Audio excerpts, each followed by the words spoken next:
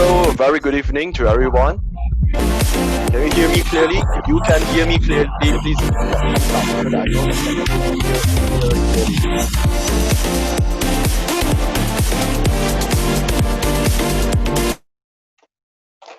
All right, that's good. That's good. I'm seeing the thumbs up coming. Yes, I'm seeing yes, I can hear you. That's great. That's great. All right, all right. There you go. There you go. Okay. So make sure you are familiar with the emoticons reactions button that you have in your Zoom so that we can communicate easier, as the session goes on. So before we begin, first and foremost, I would like to congratulate all of you for joining us on a Saturday. It's 3 p.m. I know you guys are busy, we are all young, we have stuff to do, but you all join us for a very important conversation. And about 2-3 days ago, we actually have a live session, and I see a lot of you here actually join us for the live as well. I hope you have checked it out. It's the live with Miss YANA, the Secretary General for Youth for Mental Health Coalition. Okay, so what do we have for today? Okay, so let me first introduce our guests for today, our guest speakers. Okay, so yeah, you can see under the Zoom name, right? There is this speaker, and then you can see who are the speakers. So first, I would like to introduce. I'm Hugo Tan. I will be the moderator for today. Welcome to You Are Not Alone, ASEAN Mental Health Initiative, and the workshop for today is how do we cope? There's been a lot of stress, a lot of frustration lately during the pandemic. And we have two experts here today. First, I would like to introduce Mr. Kenneth Roy Aranas, registered psychometrician, I suppose that's your title. That's great. That's great. I've been, I've not seen the title for some time. Good that I figure it out. Mr. Kenneth is the Vice Chairperson for Education and Research for Youth for Mental Health Coalition, Philippines. And also we have today is a licensed psychologist with us, which is Miss Chisca Lorenzo. Chisca, are you here? Yes, hello. All right. Okay, I see you now. Okay, great. So let's put our hands together for our two speakers. Okay, we would like to make this really quick. I give you a quick run through about what we are expecting today in this workshop, right? So this workshop is not like a 1-hour lecture thing. It is actually going to be interactive. That's why I believe that we would like to give a shout out to all our facilitators here. If you can see the Zoom name in front there with the word FASI, they will be organizing all of us into separate groups so that we can have more interactive sessions later on the second half. Okay, so right now, just to quick check with our two speakers, Mr. Kenny and Miss Chisca. How are you guys doing? Mr. Kenny? Hi. Oh, I'm doing great. I hope that everyone else who's attending is doing okay as well. Again, thank you to the organizers for putting this series of events together. I know that these very difficult times have put us in a very difficult situation.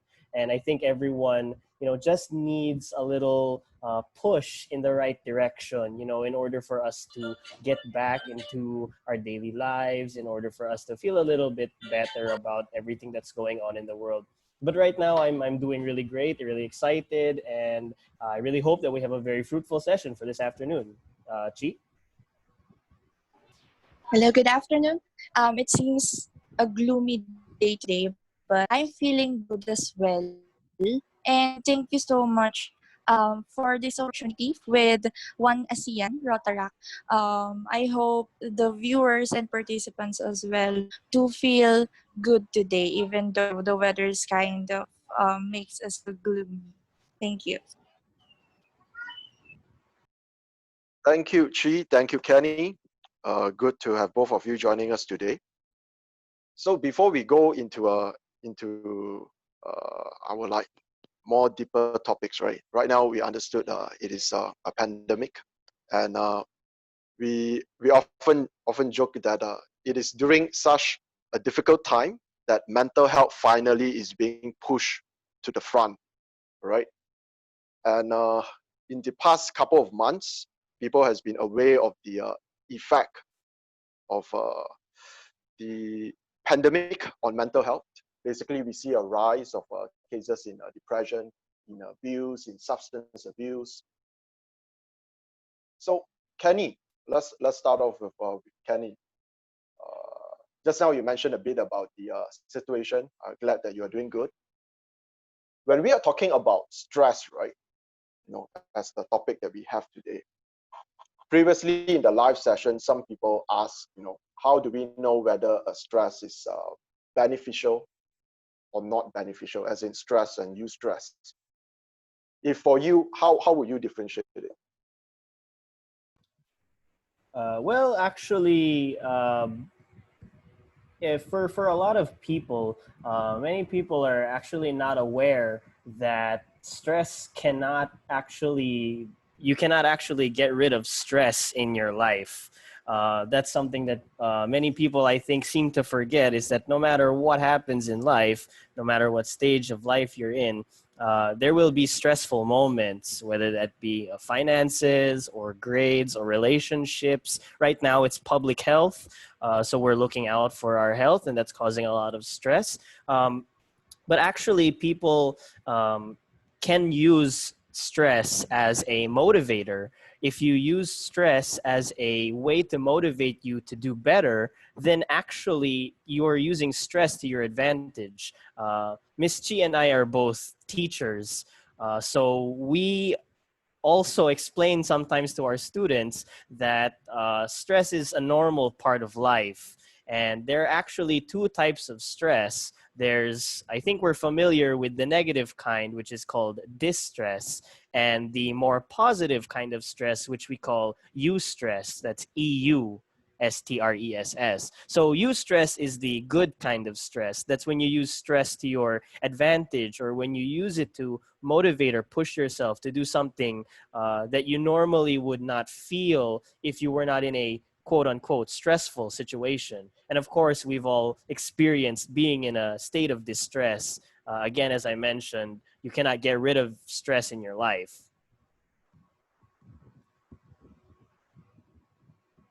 Thank you, Kenny. I think there is indeed a lot of myth surrounding stress.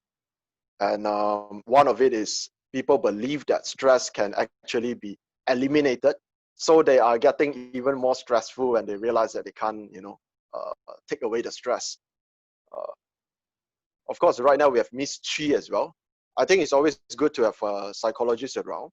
So on a psychologist's point of view, what are the other myths that people usually have with stress? What is it that they don't get it? What do you say, Miss Chi? Okay, with myths about stress, most people use it as a general term of how they feel when they face situations in which they feel that there are conflicts or challenges in the way. So they usually use the terms "I'm stressed" or "I feel stressed" in situations where they generally feel challenges or there are obstacles that are blocking their way upon reaching or fulfilling a certain goal or on the road to success. Another myth about stress is that for the Philippine population, stress is commonly um, stress is commonly fixed or associated with anxiety and depression, but stress is little or it is more of a small fact than the larger or the bigger ones, which are anxiety and stress. So stress can trigger anxiety and also depression, but stress in one hand could be caused by a lot of different factors. So in the Philippines, there are surveys the latest survey that I have searched is in 2018. The CNN conducted a poll on what are the causes of stress in Filipinos, and the top three that have been identified are jobs and studies, which has the highest rank, followed by traffic, and then finances in general. So the lowest cause of stress is social media, but I think now this has changed because of the pandemic that we have been facing. So that is the myth, or the myths that I think. Thank you, Ms. Chi. I think there are just so many myths that we need to tackle, not just on stress, but also on mental health in general, right? That's why we would like to start off with defining it, because unless we first understand what is stress, is there a good or bad stress? Can it be eliminated? Unless we understood this, now we have a ground where we can talk more about it, on how to manage it, what we can do about it. We can talk about the stories and the practices around it. But first, we need to understand what is stress really. So there is this another issue on, you could say this is the myth on mental health as well. People tend to believe that if you have minor stress, people always thought that what they have is minor, and people around them tell them that, just chill, just take it in, just be strong, just man up, and it will go away. So my question for Kenny is, as the vice chair for education and research, why is it that people have this belief that if they have a fever or a cold, they will go to look for a doctor, a clinic to get help, but when they have stress or anxiety or other mental health issues, they feel like they can just take it in and solve it themselves? What do you think, Kenny?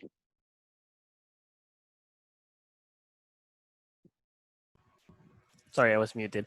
Yeah, so, well, actually, that goes to say that there is actually still a very big stigma on mental health in a lot of parts of the world.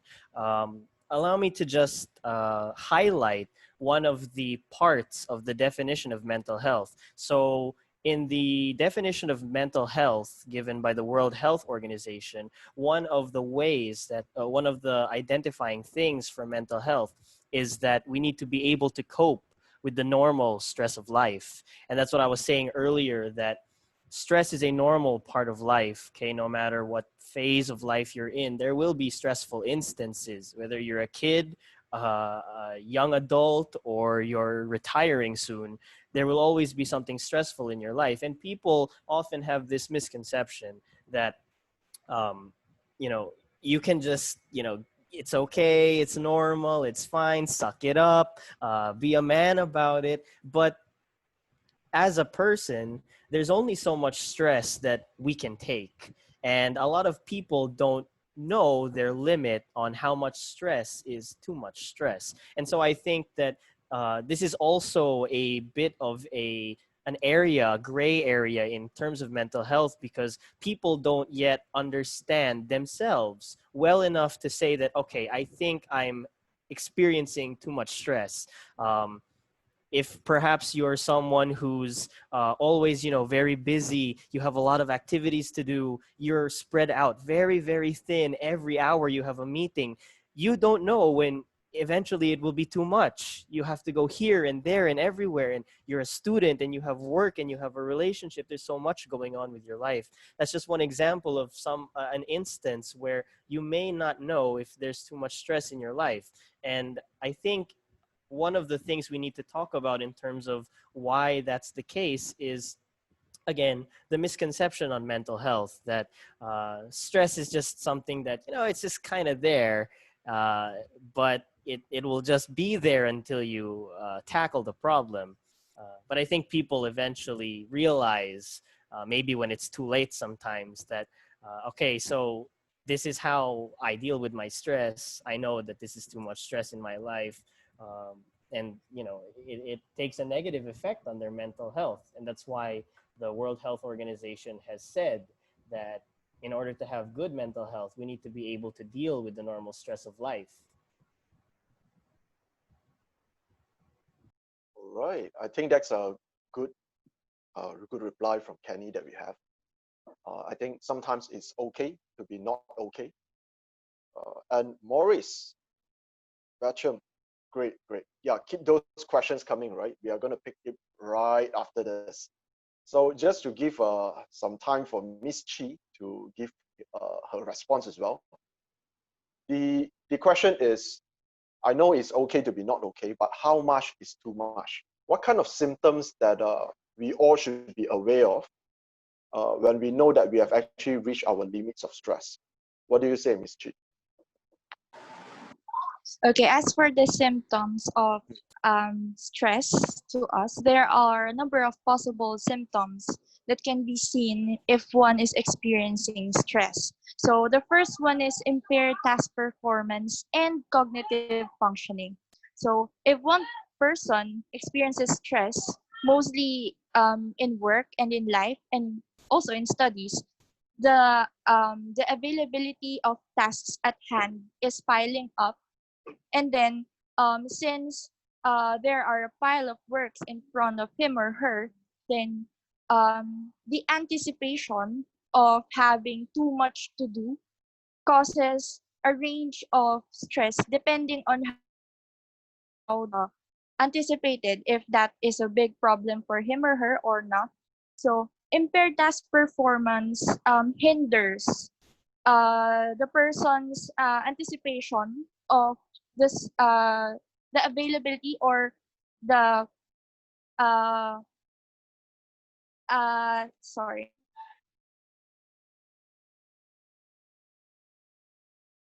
here. So the cognitive functioning of that person might be affected as well, since uh, that person thinks that this might be a problem for him or her to finish, or there are resources that might not be available for that person to do the job.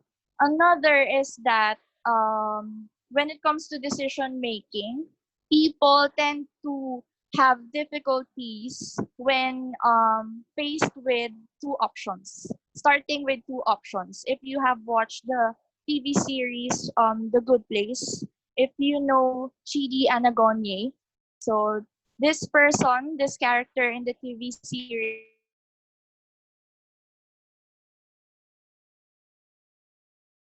difficulty in decision making. So that causes him severe stress with when faced with difficulties in decision making.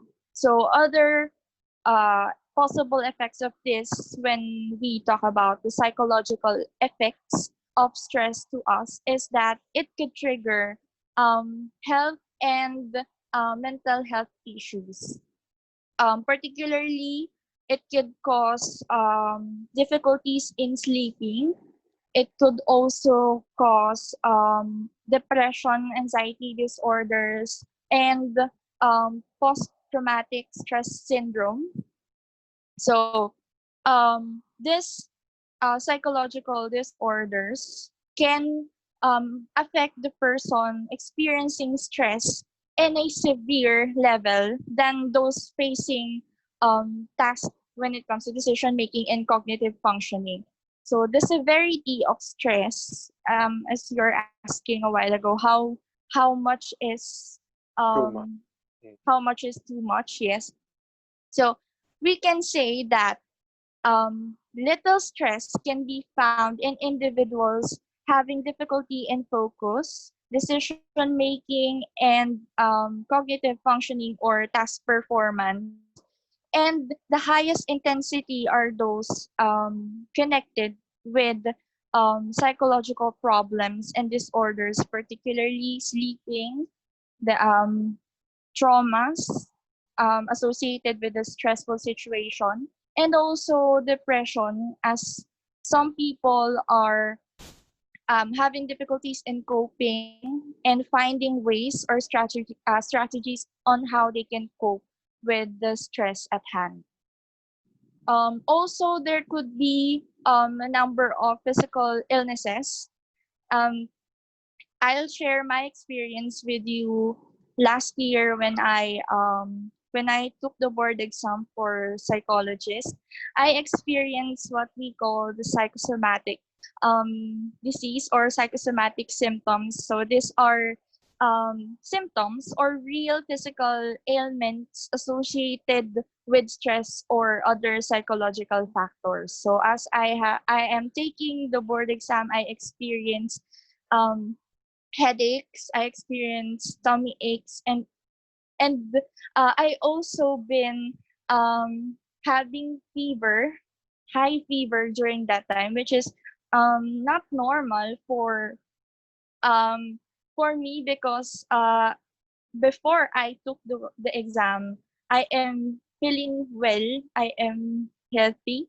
I ate, I drink, and as I check myself, I'm okay. But during the exam, during and after the exam, I felt like there are physical symptoms that have been happening to me due to stress and anxiety, the mixture of that.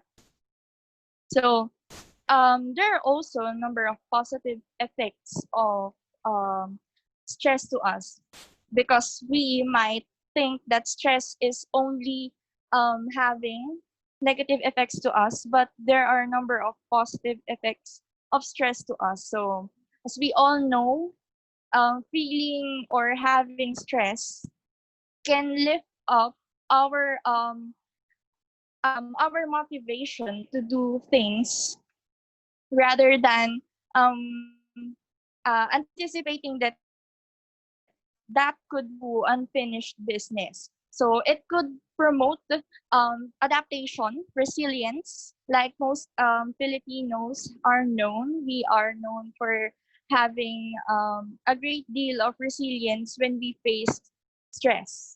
So in connection to your question to me a while ago, stress could also be triggered not only by physical factors or threats, but also by natural disasters and um, man-made disasters.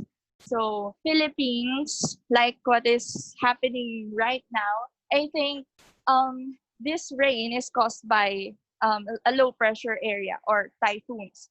So Philippines have been known for having typhoons causes causes people to lose their home or to be devastated by the after effects of the typhoon. So being resilient or connecting resilient to that part, having the positive effect of stress to that situation, we are doing everything, or the people um, in the country, even if they do not know each other, they tend to help because they know what it feels like to be stressed. So I think those are the possible effects and the intensity of stress that we might know or we might be seeing if um, we're trying to identify how much is too much. Thank you, Ms. Chi, um, on sharing a lot of symptoms of stress. And it's good that to hear your own personal story as well about how stress actually leads you to having a cramp and a lot of conditions. I think what we are talking about here is the mind-body connection. Sometimes when you're too stressful, it affects, and it, how do you say, it appear in your physical condition as well. And I've been looking through a lot of your questions, and it always astounds me, right? Although I can see like there are probably like 10 questions over here easily, but if we look at the type of questions that are being asked, right, it repeatedly, not just over here in our Zoom session, but in the previous live session, repeatedly we see the same variation of question. although we are talking about mental health, whether it's anxiety, whether it's stress, it's back to the same thing. The question is the impact on our relationships. And I can see a couple of questions. Perhaps let's start with the family question, right? So the family question, for example, Roy asked that many parents push their children to work hard and pressure them. Will they get stressed? And of course, if we go further on, we can see that Nicole also said that family is a major contributor of stress. They are pressuring you to be successful at an early age. They tend to compare you to someone else that did it, friends, neighbor. So what must we do, to manage stress when it is people that are so close to you?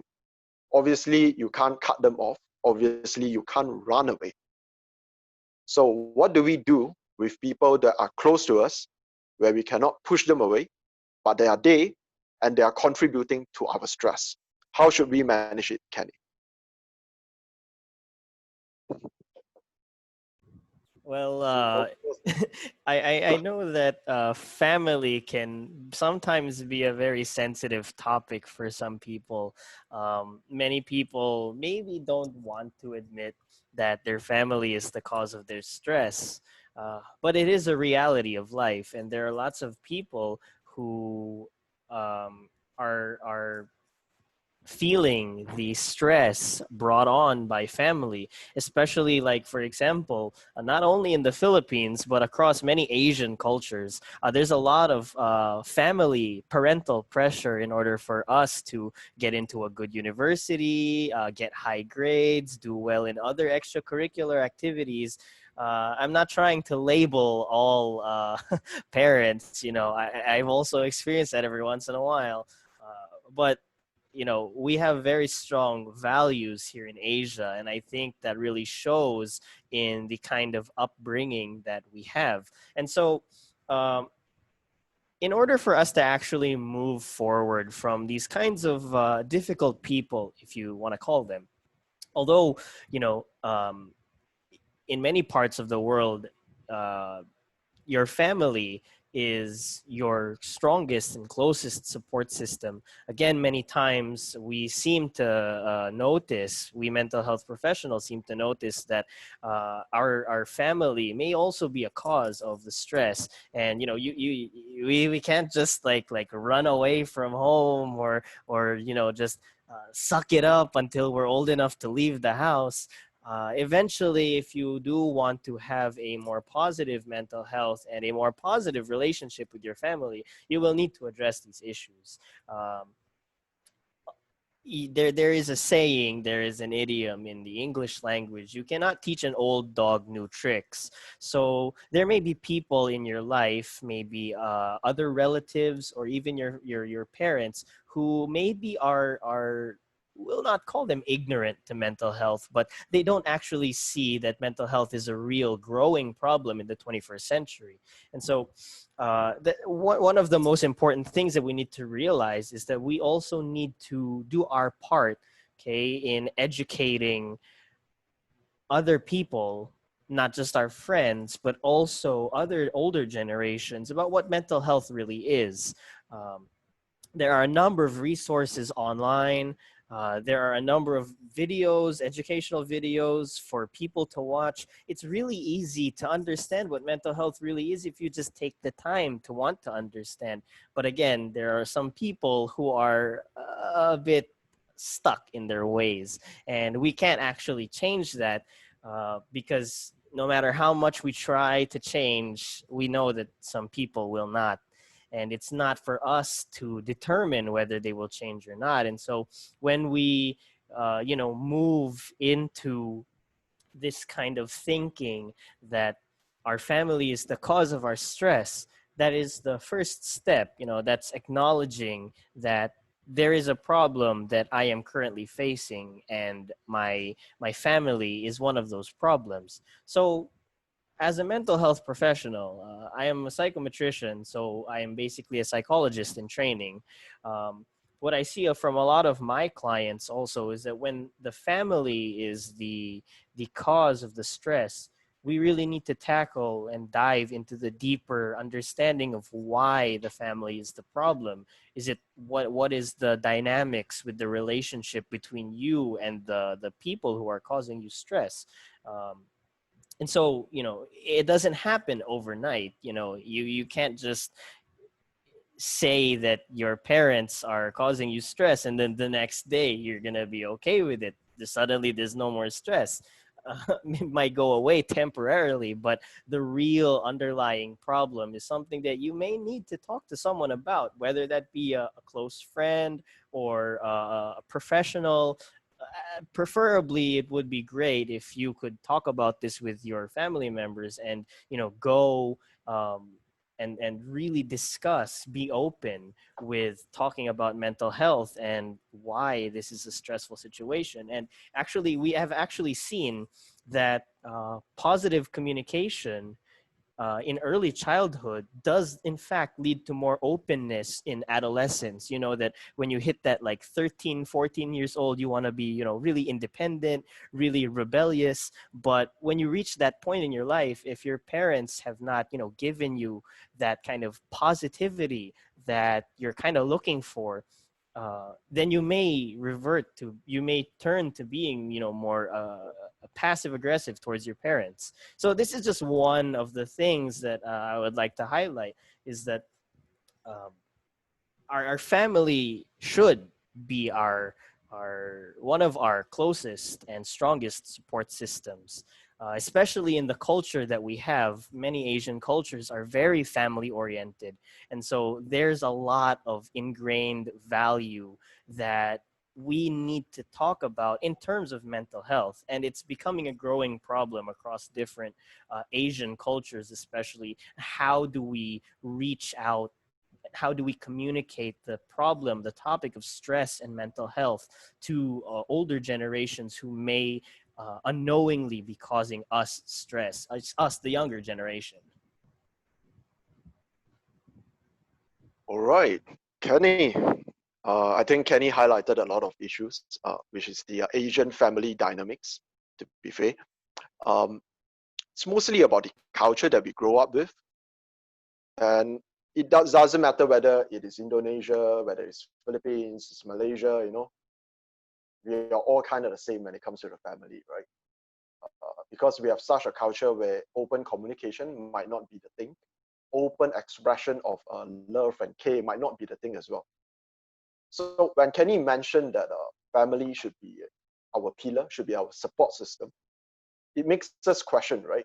Although it's very hard to change the generation before us, but it's our duty as young people to make sure that the next generation from us will receive the best parents possible. That's why we are all here. And before we go to Ms. Chi, right, I've been looking into some questions. We are beginning to get the picture of how these questions are going to come. So there will always be one question on family. Then another set of questions that we see repeatedly is this one, right? Is the how do we help people who is reluctant to be helped? For example, Razel asked that how do we deal with family members who are introvert, they're experiencing a lot of stress? How do we help them, right? Because they are probably quiet about it. They keep it to themselves as per Asian culture. Secondly, how do we help children who grew up in a family where open communication, where sharing their self with someone else is something that's very alien? Like right now in You Are Not Alone, we're actually running a hotline where distress callers can come in and we have listeners assigned to them. I'm sure there are other organizations that did similar things. And for both of you that are actually in psychology, in counseling, in therapy, there are people that come and want to talk to you. That's not the question. The question is, there are a lot more that didn't come to you. So how do we deal with that? Ms. Chi, are you around, Ms. Chi? Yeah, sorry, I was disconnected. All right, all right. No worries. Another key issue of ASEAN countries is the internet connection, so we can understand that. Yeah. Yeah, so just to check with you, right, Miss Chi, so how do we help people who grew up in a culture that is not used to speaking up? How do we reach out to them? What do you do in your experience? Okay. Um, I do have friends and relatives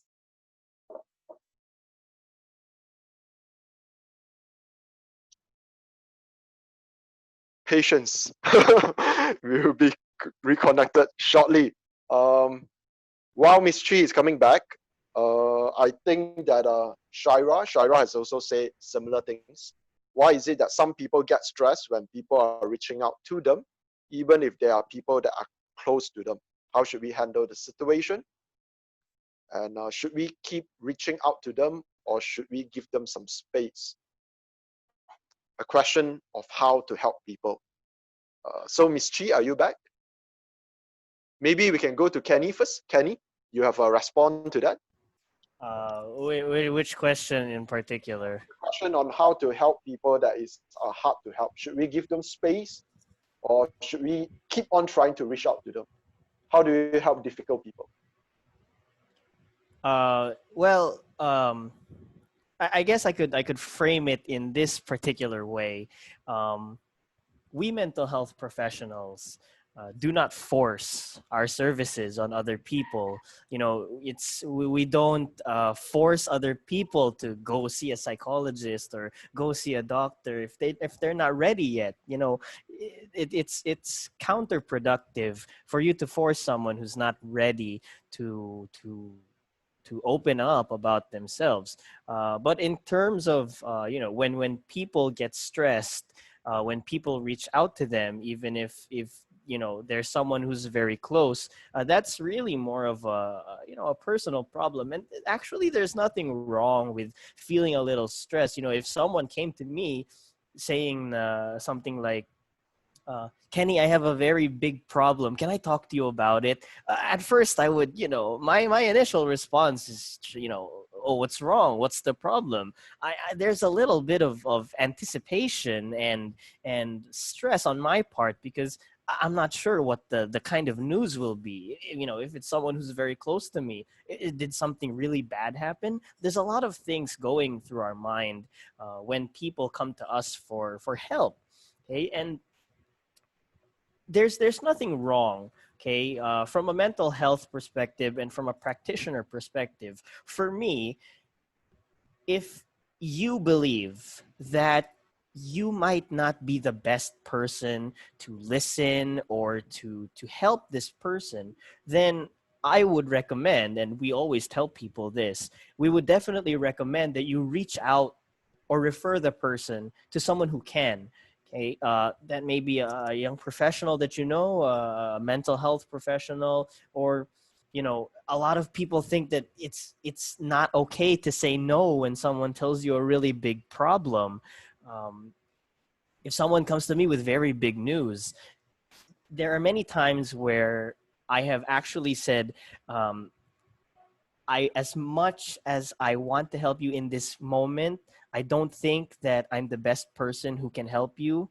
Um, Sometimes I may also say something like, for example, if someone comes to me with advice, can we talk right now? I would tell them that maybe perhaps I'm busy, or I'm really sleepy, and I may say something that I am not thinking properly about. I would say something like, right now at 2 o'clock in the morning, I know that you may have a very serious problem, and I'm very open to listening to your problem, but is it okay if we talk about this tomorrow when we're both well rested? Something like that. It depends on the person. It depends on the situation. It also depends on you as a person. Do you think that you are capable of handling the situation at the moment? There's nothing wrong, okay, with people having their space. Okay, we need people need to have time for themselves. But if you think that if you turn down giving help to someone, you should also do your part in following up with the person. If I said something like, can we talk about this tomorrow? When I wake up, after I get ready for the day, I would message the person, hi, how are you? Are you okay with talking right now? Is it okay if we talk about your problem? I'm sorry for not being able to reply last night. I would do my part in reaching out to the person, just to make sure that the person is still okay. It may be a very serious problem. That's what might be giving people some stress. It might be a very serious problem that you need to talk about at 3, 4 in the morning. It's really difficult if you're not, mentally prepared for something like that. And that it in itself can be a very stressful situation. So to basically try to answer the question that why is it that some people get stressed when people are reaching out to them, even if they're close, it depends on the person. How mentally prepared are you? There's always going to be some anxiety and anticipation with when people come to you with very big problems, or out of the blue they would say, can I talk to you about a problem?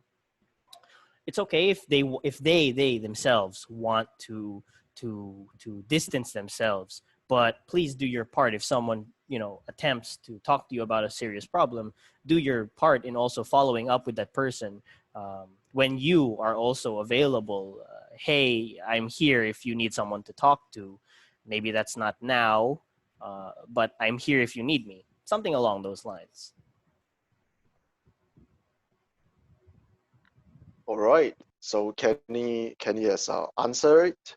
Basically, we need to set boundaries, although we try to help people. At the same time, we can't force people to take on treatment or force people to speak up. We need to give them space, and maybe we might not be the person that they open up to. So maybe we can also refer them to someone that can actually, everyone have someone that they look up to, that they are more open with. And that's why in some of the schools in the Southeast Asia, they have something called the peer counselor. Sometimes, people are more open up to their peers instead of someone in the authority, especially due to their upbringing, the great distrust of authority and stuff like that. So there is always someone for the person, that is resistant to talk to you. So we need to find that someone, and set the right boundaries. Okay, just so you know, I'm looking at all the questions that you have been posting. So do keep them coming in the chat session. We will lump them together. And some of the questions you asked will actually be answered very soon, as Miss Chi and Kenny is going to present some PowerPoints, just to go through a few items. They can pick up your questions as well. Okay. Miss Chi, are you back here? Yes, I'm back. Okay, great. So I would like to take this question on Nicole again, right? Nicole is actually asking about what is your stand about mental health stigma in Philippines. So just for the benefit of our viewers, that I think some of you just joined us as well. According to the World Health Organization, 1 in 5 people suffer from some form of mental illness in some part of their lives. So depending on which statistics you are reading, some say 1 in 5, some say 1 in 10. The concept is still the same. If there are really 1 in 5 or 1 in 10 people in your circle that have suffered or is suffering some form of mental illness, why is it that most people are not aware that their friends or family members or colleagues are suffering from it? At some point in time, after they have some sort of suicide attempt or serious cases, or when it get really chronic, then only we become aware of what is happening to our people, around us. So for Miss Chi, why is that so? Why are we not aware if mental illness is so serious? And what is the situation there in the Philippines? Miss Chi? Okay.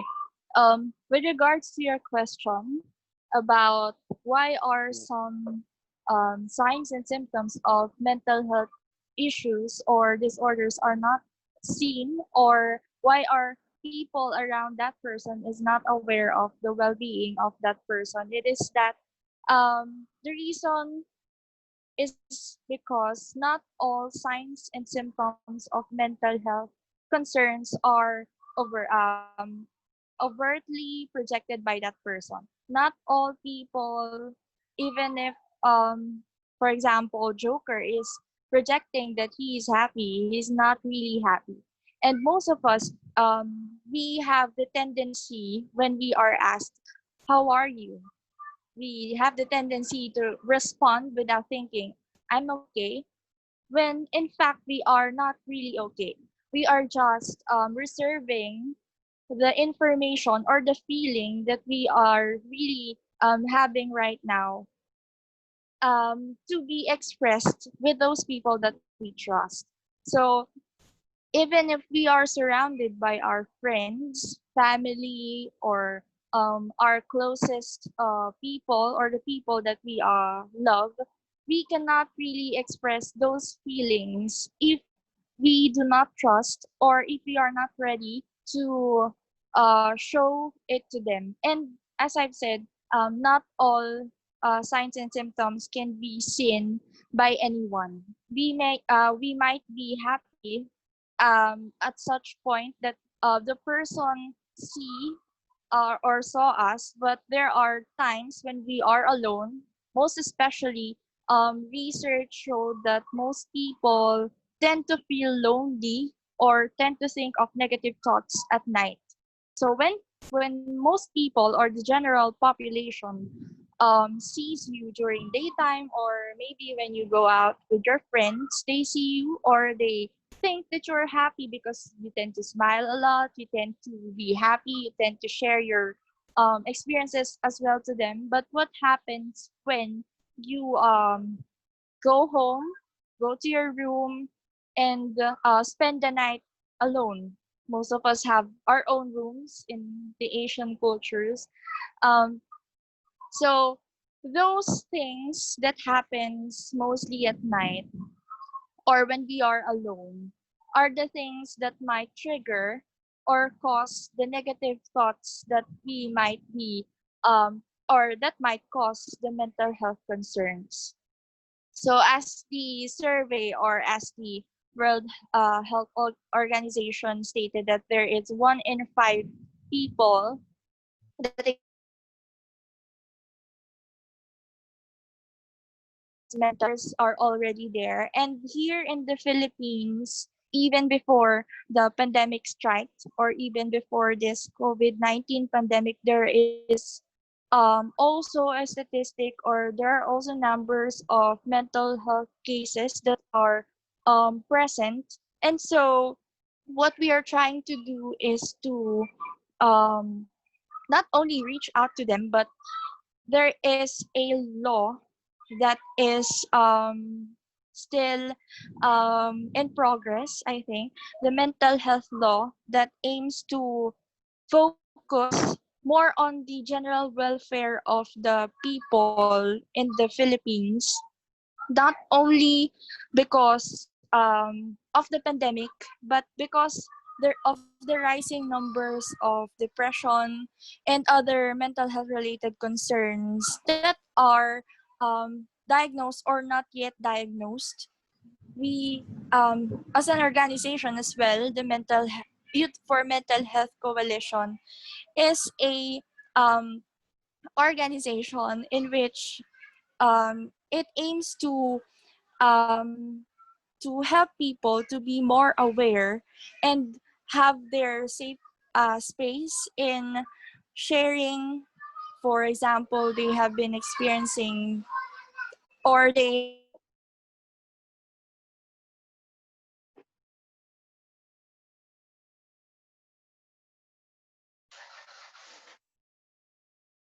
All right. I think now we are back while waiting for Miss Chi to get reconnected. Mr. Kenny, I think you have some information, some slides that you want to share with our viewers here today. Yeah, sure. So I'll just get my slides up. Actually, Yep. Miss Chi and I we're supposed to use these slides as to help elaborate some of the topics, but we've already talked about the parts about stress through the question and answer. So I'll be talking a little bit about the coping mechanisms. For everyone's information, if you're not from the Philippines, right now it is actually raining here in the Philippines. So in different parts of the country, it's raining right now. I guess where Miss Chi is located, the weather may be causing an interruption in the her internet. So I will be sharing my screen.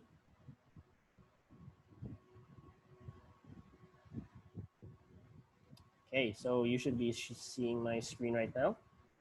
Okay, so just Ms. Chi and I actually prepared these slides so that we would have a more comprehensive view about what stress and coping were. So since we talked about stress, it's a normal part of life. There's different kinds of stress. There's different factors that affect stress, and there are different signs and symptoms as the result of stress. But how do we deal with stressful situations? Okay, this is where the term coping comes into play. So as you can see by the definition, coping is our response to any stressful situation. So it serves for us to adapt to the current situation, to take control of whatever is causing us stress, and of course to reduce that level of stress. Okay, so coping is oftentimes seen, okay, in partner with the term stress. So actually in psychology, I'd like to talk about a few different strategies on how we actually cope. So there are three different ways that we there are three different ways that we can actually deal with stress. Okay, number one is what we call the appraisal focused coping. So we shift our reaction to stress by changing our judgment and our view of the situation. Okay, so when we detect these irrational thoughts, okay, we do that through a process of what's called monitoring and describing and challenging unrealistic pessimistic ideas about the stressful situation. For example, if let's say for example, this is an example that I use in my class. Okay, when I have a topic about stress, I have two students, student A and student B. I gave a quiz over 50 points, and student A, okay, and student B got the same score of only 15 over 50. So, statistically, that's not very good. 15 over 50. If student A were to use an appraisal focused type of coping, they would change their irrational thoughts about, oh, because I got this grade, I'm never going to be good enough. I'm not going to try anymore because this is the only kind of grade I can get. In Filipino or in Tagalog, these two words that I put down here are dapat or kailangan, or we need to, or there needs to be. Okay, for those of you who are not from the Philippines. We need to change, okay? We should change the notion that mentally speaking, we cannot do anything about our situation, okay? This is where we really think about changing our approach to the situation. Sorry. So our emotions to a stressful situation can change when we check the facts or we check our interpretations or our assumptions on the particular event. So let's go back to student A. They failed the test, they failed my quiz, they got 15 over 50. They think to themselves, oh, I'm never going to be good enough. It's slippery slope, because of this one quiz, I'm going to fail them subject, and then I'm never going to get into the good university. Those are negative thoughts.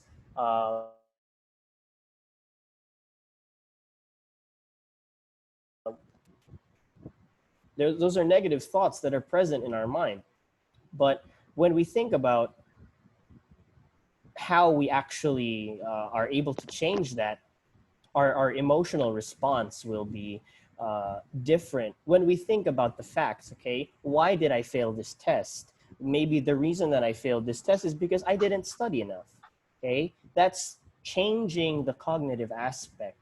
Okay, positive reinterpretation, as you can see on the slide, is to see the positive side of a challenging situation. Okay, sapat. Okay, or kakayanin in Filipino, I can do it, I will do it, I will push through, I need to. These are the kinds of positive cognitive changes that we need to see in order for us to have a more positive outlook on a stressful situation. Another way that we deal with coping is by actually focusing on the problem. Okay, so we talk about the stressful situation in steps. Okay, we clarify, we try to generalize options and problem solving techniques. We evaluate these options and then we implement a particular strategy in order to deal with the problem. This is usually more for people who are more analytical or logical thinkers. You know, if there's a problem, they tackle the problem itself in steps. Okay, they would prefer things to be in a step-by-step process rather than to be in a sort of, oh, you know, whatever happens, happens, happy-go-lucky, carefree kind of attitude. So there are different strategies for different people and how we deal with the situation.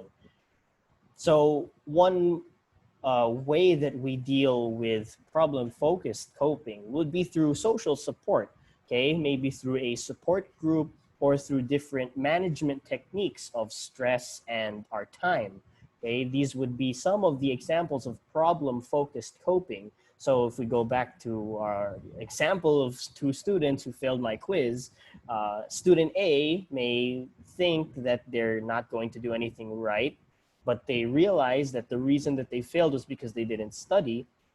Student B may also be thinking in a problem-focused kind of way. Na, okay, so I failed this quiz. It's not the end of the world. What can I do from there? Okay, I'm going to study hard for the next quiz. I'm going to manage my time, make sure that I study 1 hour every day until the next quiz. And hopefully by the next time that we have a quiz, I'll have good results. Okay, that's more of a problem-focused coping, dealing with the actual problem rather than the emotions or the thoughts that actually go with the problem. And the last way that we actually cope is through emotion-focused coping. So we deal with our thoughts, we deal with the problem itself, and then we can deal with our emotions. So this is actually oriented towards managing the emotional distress that you feel. So because of me failing this quiz, if you put it in the example that I had, there are different emotional approaches, such as, you know, exercising, relaxation, that have been scientifically proven to lessen stress or be able to manage stress. So you may be familiar with some of these, you know, exercise, yoga, meditation. These are focused more on how do we handle the emotions of the stressful situation, not thinking specifically about my thoughts, okay, but how will I feel emotionally after this moment. So if student A, you know, going back to the example, fails my quiz, maybe an emotional response for them would be to do yoga, okay, or to meditate on why they failed, or maybe to just have a little bit of peace of mind. You know, it's not the end of the world. I will not get angry. I will not feel sad. I will do my best to keep myself calm. In a negative aspect, although many people who focus on emotion, okay, are emotion-focused coping, may also do some of the negative coping mechanisms that we may be familiar with. Like, for example, if you know, if you if you did really bad on a test, you just want to go out and drink with your friends. I want to forget my problems. I want to go out and I don't want to think about it. Or maybe you're someone who's a smoker. Okay, if you're stressed, you smoke. It's really actually, those are some of the two negative ways that people cope with emotionally, because they're not actually dealing with the problem. They're using something as an emotional crutch in order to get that feeling out, okay? To manage that emotional distress that they're in, they would use something else like drinking, like alcohol, like smoking, okay? Those are some, though that's more on the negative side though. But again, there are some positives, like for example, yoga or exercise, okay? Those are some of the more positive ways that we handle our emotions after a crisis. Now, something that people actually don't talk about, and this is actually some of the last parts of my slide, is sleep hygiene, okay? Something that is really, really overlooked, especially amongst young people, is that we need to have more sleep. We need to have enough sleep, okay? Sleep is one of the most important areas of good stress management and coping, okay? Is having proper sleep hygiene.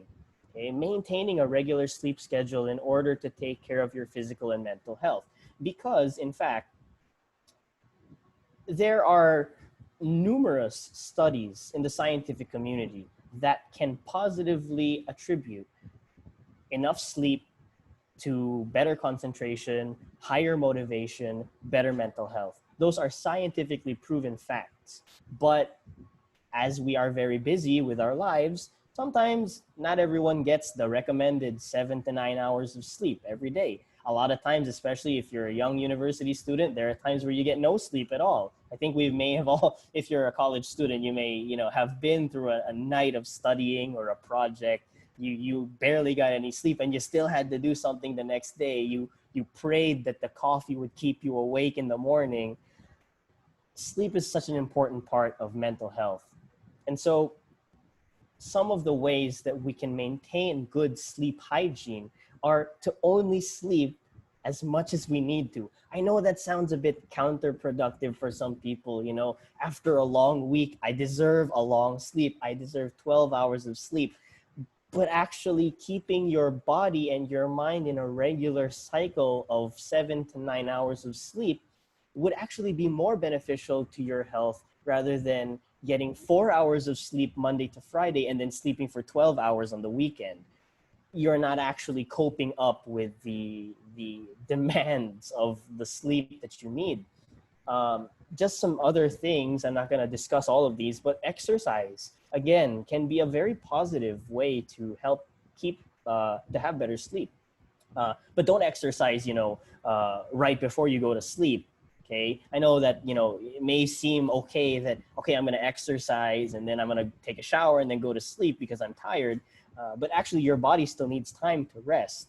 Okay. That's why it's recommended that if you do exercise, you either do it in the morning, like when you wake up, or do it 4 to 5 hours before your scheduled bedtime. So if you plan to sleep at, let's say, 11 o'clock, maybe you could do it early afternoon, like 3 or 4 or 5 o'clock in the afternoon, do some exercise, then take a shower, and then you could wind down with dinner and then relax for the rest of the day.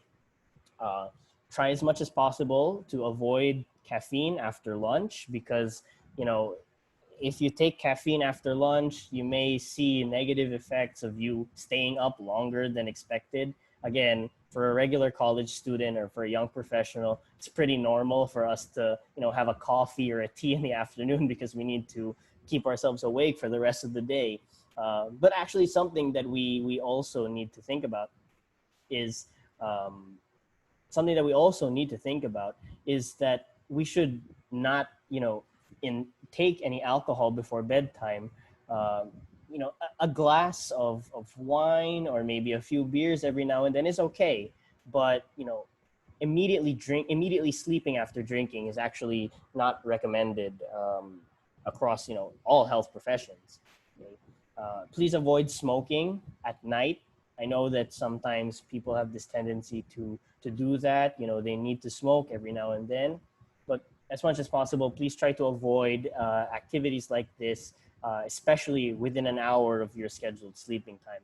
And I think one of the things, just some of the last ones I want to highlight, don't go to bed hungry. I know a lot of people, do this in the middle of the night. If you're hungry, you would just say, oh, I'm just going to go to sleep. In the morning, it's going to go away. But in reality, you'll still be hungry when you wake up. You'll actually be even more hungry if you actually be even more hungry if you go to sleep hungry, and then you wake up even more hungry. Okay? So another one, and I think that this often is something that we need to take notice of, is to make sure that our bedroom environment is conducive for sleep. Okay, our bed should be for sleep. We shouldn't use our phones or our laptops when we're lying down as much as we want to, as much as it's convenient. It's very relaxing for us. As much as possible, please try to lessen the use of screens before you go to sleep, because the light that they emit actually causes your brain to stay awake. Even though you need to go to sleep, you know, you're using your phone at midnight or 1 in the morning. If you know that you want to sleep soon, if you're feeling sleepy, try as much as possible to wind down and stop using your screens, because again, the light that the screens emit actually triggers certain biochemical reactions in your brain to continue to stay awake because it's being um, exposed to light. So just something that I want to touch on is that when we try as much as possible to have control of our sleep schedule, we should only be using our bed for sleep and only sleep. Okay, this is again something that maybe if you don't live in a household that is conducive for sleep, let's say you use your bed, you sit on your bed during your day, okay, and at night you're still there on your bed, so you don't really feel that when you're on your bed you're just gonna go to sleep. Okay, for some people the bed may be the workplace. Okay, but try to set an alarm at a fixed time. This is what I was saying before, that you need to try as much as possible to maintain a good sleeping schedule. Okay, because having a good sleeping schedule will actually regulate your mental health better, your emotions, your endorphins. These things will come out better if you have a normalized sleep schedule. Okay, um, you know, we would suggest that you avoid taking really long daytime naps, because you think about it, if you're awake, okay, for at least 16 hours of your day, and then you're sleeping for a good portion of that, well, you're basically just elongating your sleep time. So in order for you to get the best amount of rest as much as possible, try to do all of that sleeping at one period of time.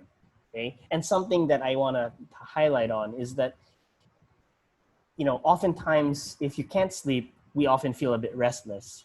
We toss and we turn and we try it as much as possible to keep going back to sleep, but it doesn't really work.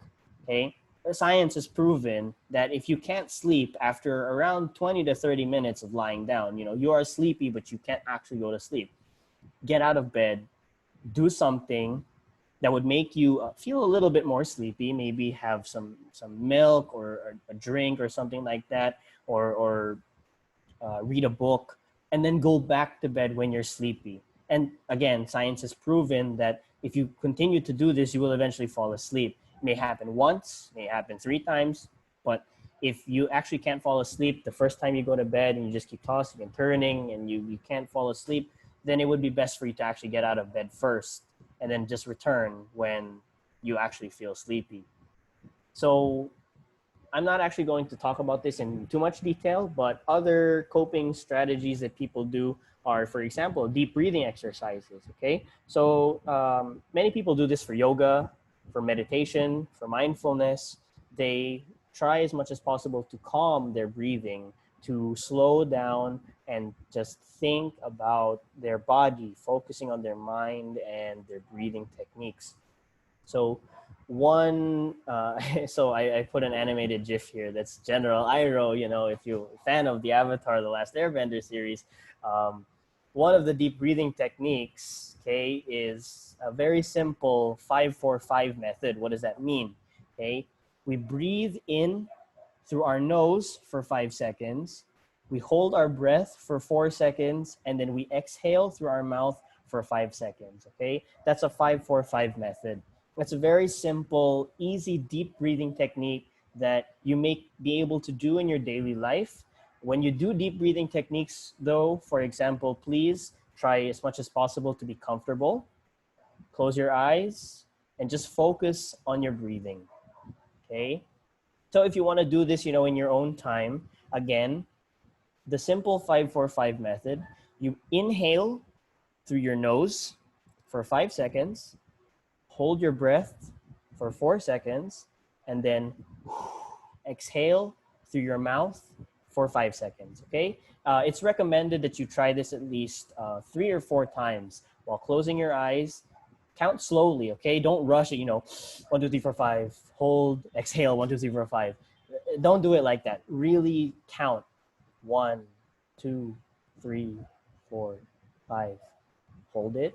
2, 3, 4, 5. Exhale. 2, 3, 4, 5. It works for a lot of different people. Okay, deep breathing techniques, relaxation methods, but just simply focusing on your breathing actually can help calm people down in different aspects. Okay. And so this is just one of the last things I wanted to highlight, since I've talked about different ways that we handle stress, handle how do we cope. We can talk about the problem, we can change the thoughts that we have, we can deal with the emotions that go with the problem, both in a positive and in a negative way. We can try deep breathing exercises, maintaining good sleep hygiene. A lot of people have their own way of managing stress. If you're someone who likes to do art, if you're a painter, or you like to write, or you want to do origami, do that. If you want to play an instrument, or you just want to jog, you want to exercise, do what makes you feel less stressed. Okay, everyone deals with their stress in their own different ways. And so there's no one method that I can teach you, that we can teach you. There's no one way for us to handle the situation.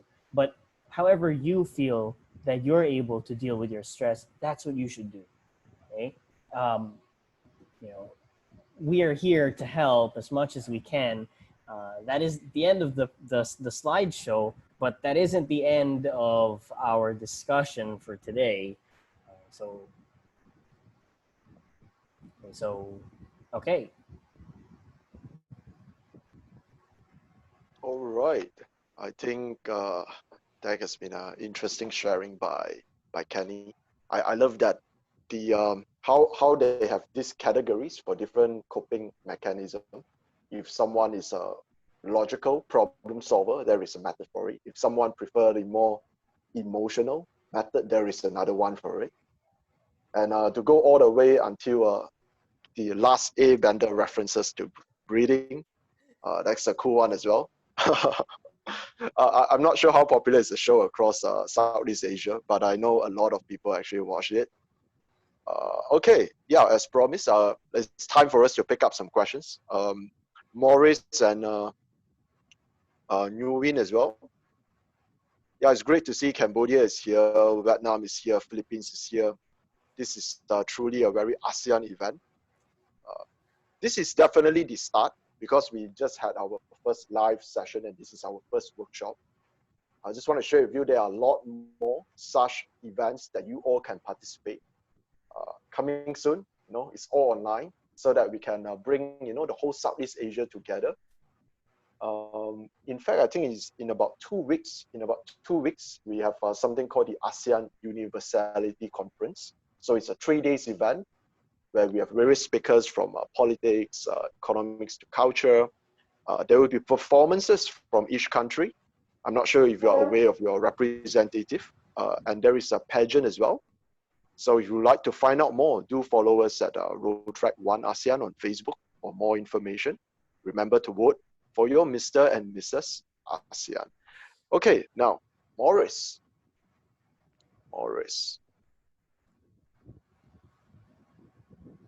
Okay.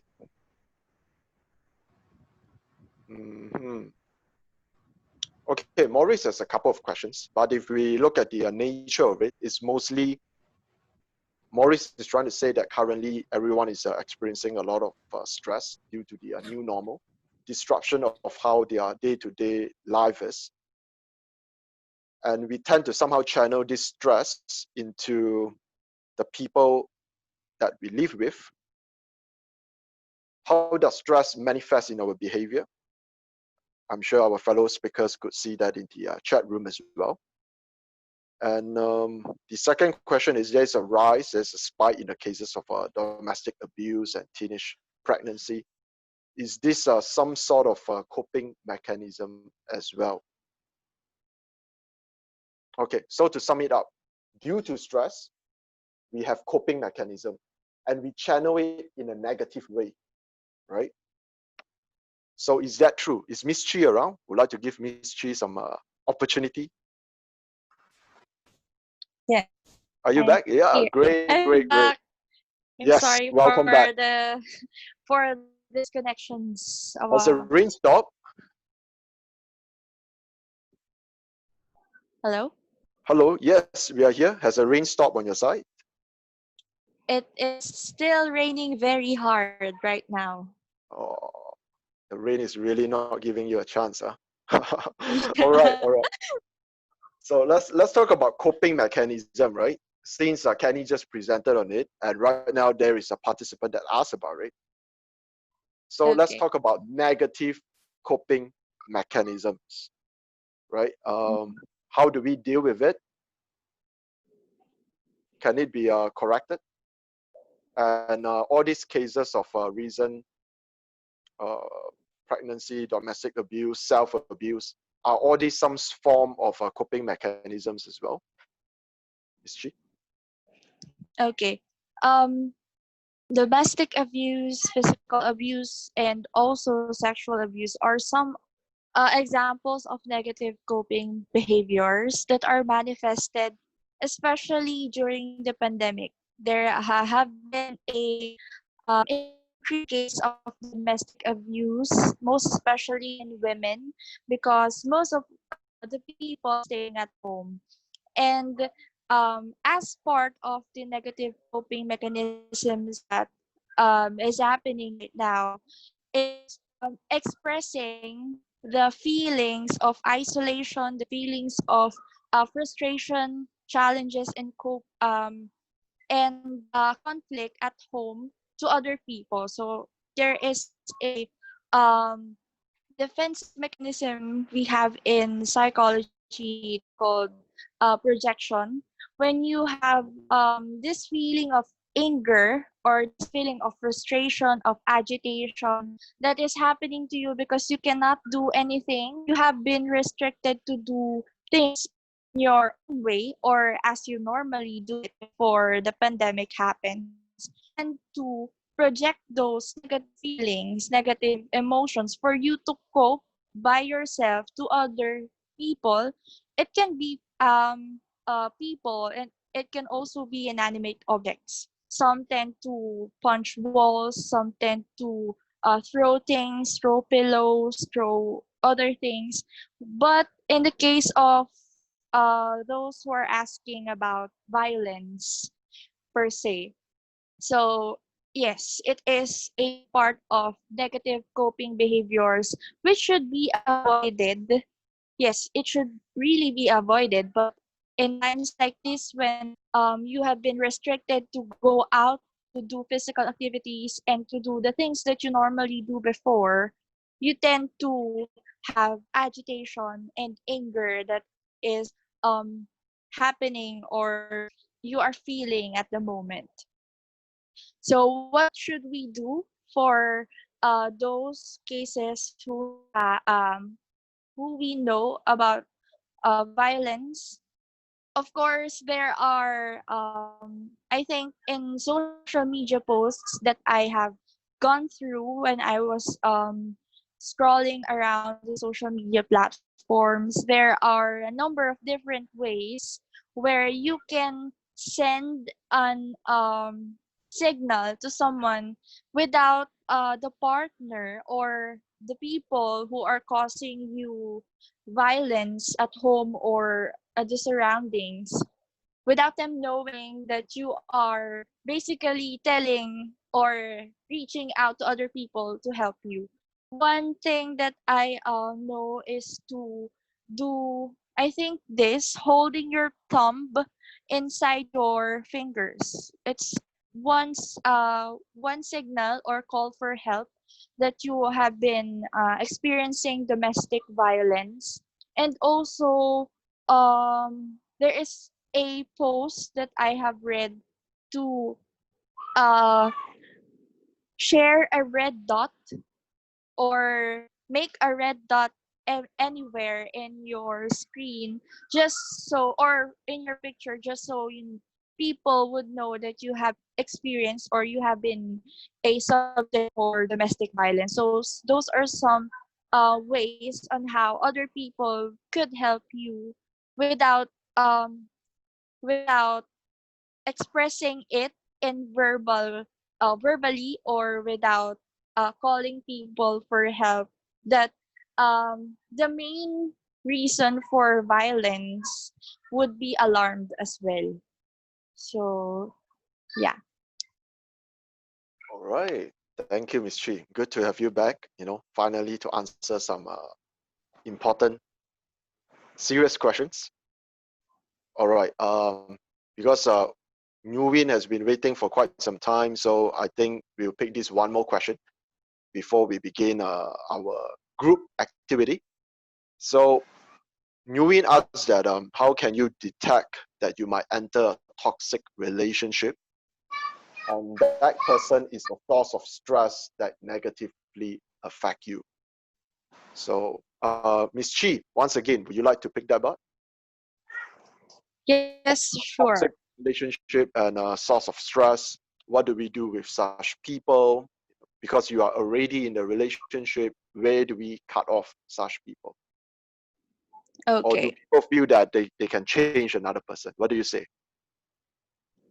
Okay, that thinking of changing people, when or that hope of changing people because they still are giving a chance for that person to grow or develop, um, instead of uh, being being or ending the relationship because it is kind of toxic, is one of the things that are faced by adolescents. Yes. So, uh, in terms of toxic relationships and stress, I I know for in fact that one type of stressor, or a type of stressor that could affect us physically, emotionally, and mentally, is having someone who might hinder your growth as a person. So you might be thinking that this partner or this person that you are in a relationship with could help you, or support you in your growth, or support you in your ideas for yourself and you as partners. But well, in fact, that person hinders your growth, or the things that you expect or envision for you two people in the relationship are not happening because of his or her attitude of being toxic. um you should uh you should avoid the people who are being toxic to you, especially not only people who you are in a relationship with, but also people in general, like your friends, or um some are also relatives of yours. So it is not wrong for you to cut ties with those people. So we are not only talking about toxic relationships here in terms of partners or lovers, but we are talking about toxic relationship with people you are connected to. So some of those examples might be your friends who are not happy, or who might not clap for your achievements. So those behaviors of them might be affecting how you feel at the moment. So you might be expecting them to be happy because you achieved that goal that you are um, looking forward to for a very long time, and then as friends, you expect them to be happy with or to celebrate it with you, but they seem to project negative behaviors like um, being or telling you that it's not really an achievement and they could do it as well. When in family or within the relatives, toxic relationship could happen as well when a relative or a family member of yours would expect help always because you are part of the family or you are part of the system. Well, in fact, you have done enough for them, and uh you technically feel that it is not a good thing for you to help them again and again because that behavior of them asking from help from you would make them feel that you are their source of um you will be their source of personal personal pride or something like that. So when it comes to partners as well, the first example that I talked about when dealing with toxic relationships is that um yeah, it hinders your growth as a person, and it um it does not go with your idea of having that ideal relationship of yours.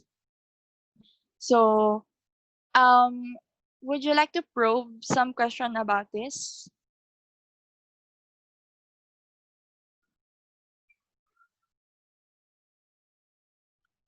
Miss Chi?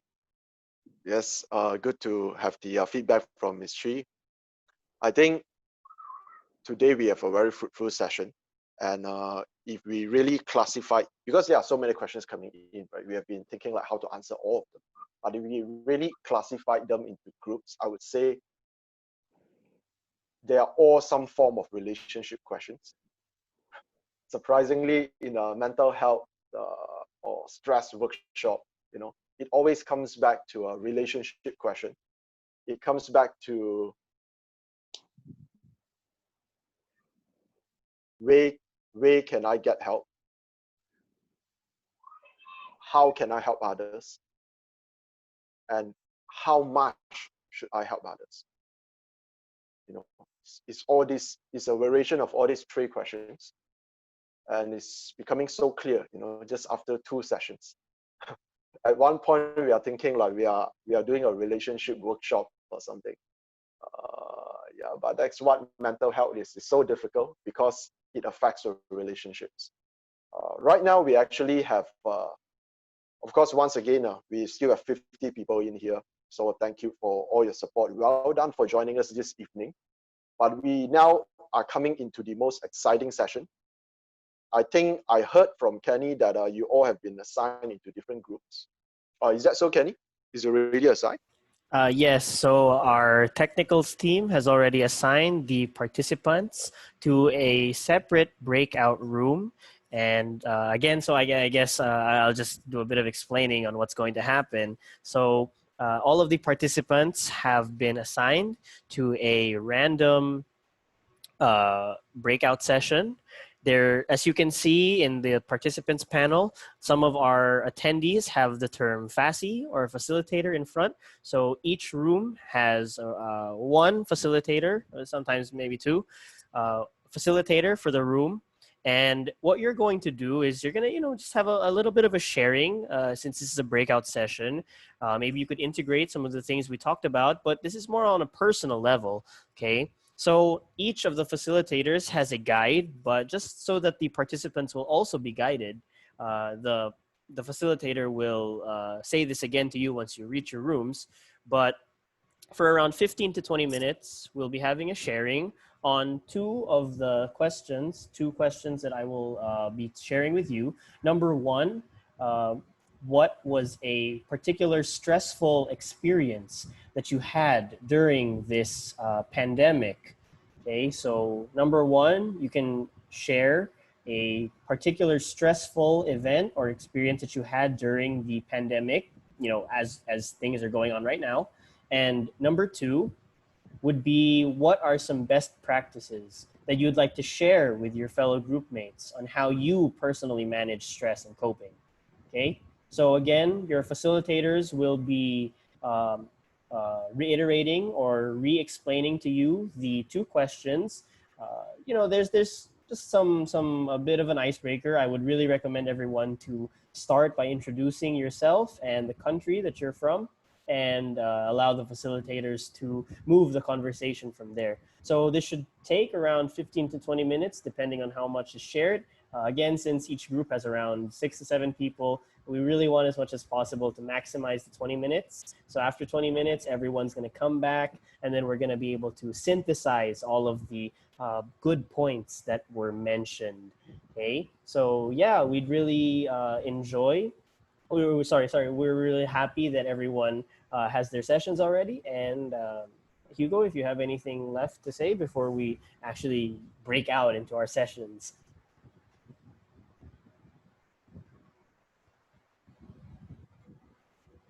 So, Hugo, is there anything you need to say before we break out the session?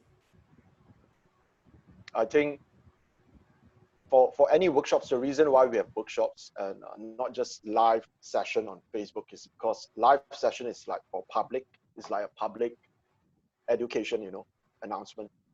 But in workshops, I think it's the best opportunity for you to really share out what you think, and what are the best practices that you have in mind, what you have tried, what succeed, what doesn't work, so that we can discuss about it. Because in about 2 weeks, we are actually presenting a joint statement. It's a resolution of sort that we are going to pass among the ASEAN countries, all 10 countries of Southeast Asia. We're going to have a resolution. So I think the fruits from your discussion later on in your group, we will take into account. And if you have any good ideas, we will present it before the ASEAN Secretariat. So yeah, all the best, guys. Okay, so I think our technicals team will already break out everyone into their sessions. RC?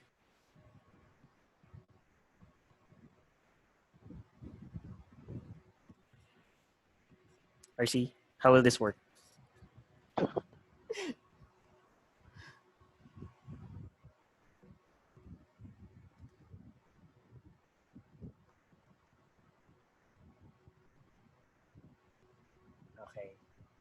So I think people are already being reassigned to their particular breakout rooms.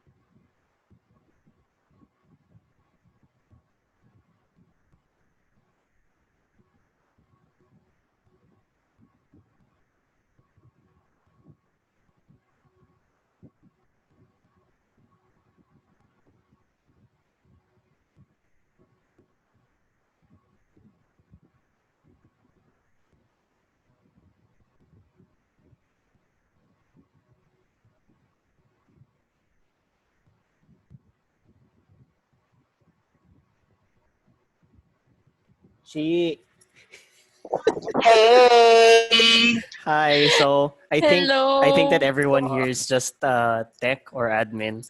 Ayun, grabe. Lakas ng ulan. Sobra. Lumipat ako kasi nababasa ako kanina. The rain is really hard. Diba? At least yung problema ko before the session happened. Yun yung worry ko na hindi ako makaka-join. Sobrang daming beses ko na putol. It's okay. I think people got the general gist. We had a good discussion.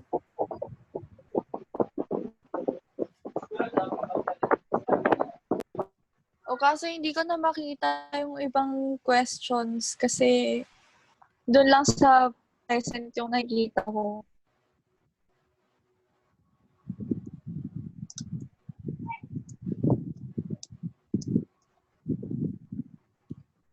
Okay, so, we're just on break right now. Then after 20 minutes,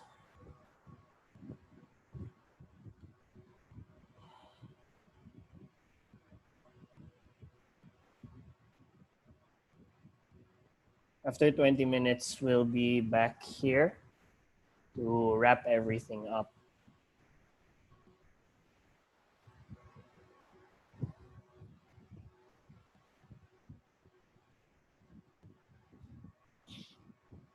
Ayun. Hi, Cheat. Okay na ba internet mo? Medyo nag-choppy pa din hanggang ngayon. Pero Tell me.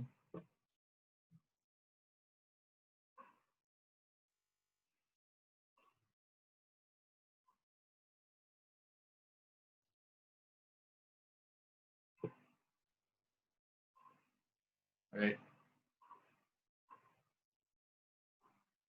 Shanleia. Is that correct, Shanleia? Okay.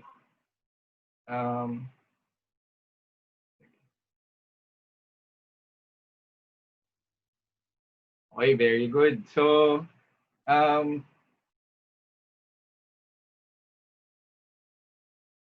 okay, sige, I understand. Oh, sige. Sige. Merged.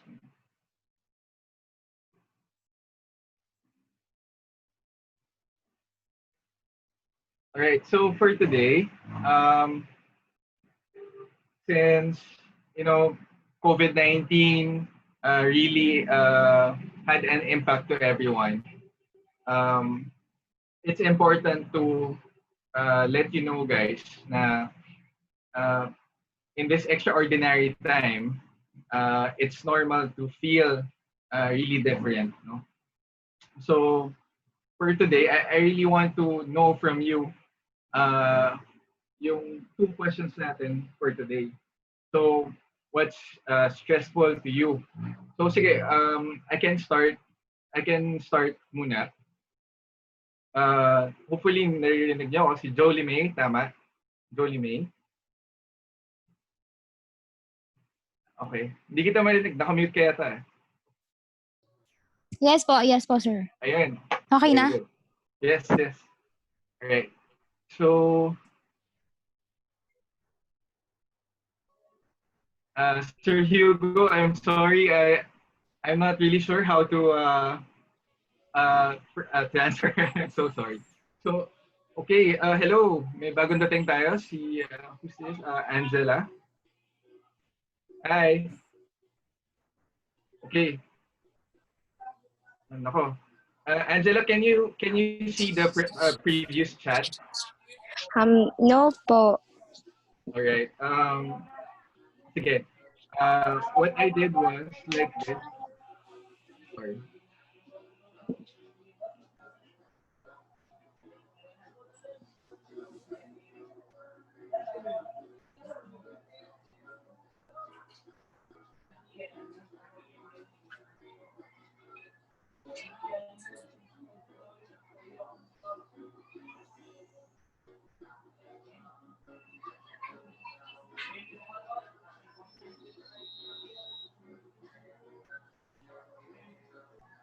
Sorry, I'm on mute. So, Angela, if you can please introduce yourself in the chat also.